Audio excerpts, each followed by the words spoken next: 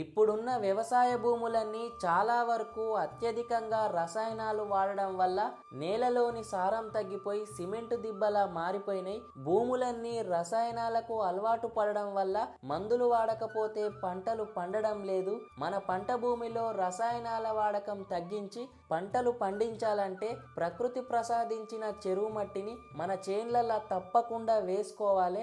ఈ చెరువు మట్టి ఎన్నో పోషకాలతో నిండి ఉంది.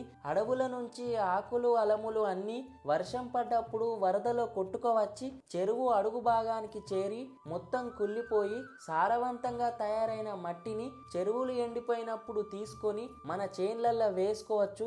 ఈ చెరువు మట్టిని పంట పొలాల్లో వేయడం వల్ల పంట దిగుబడి పెరుగుతుంది, రసాయనాల వాడకం తగ్గుతుంది, భూమి ఆరోగ్యం బాగుంటుంది.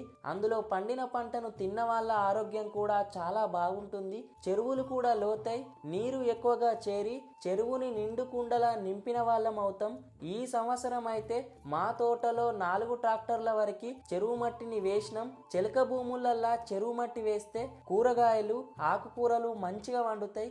ఎన్నో లాభాలున్న ఈ చెరువు మట్టి గురించి 10 మందికి తెలియజేయడానికి ఈ వీడియోని షేర్ చేయండి. మరిన్ని మంచి వీడియోల కోసం మన పేజ్ని ఫాలో చేయండి. Thank you for watching.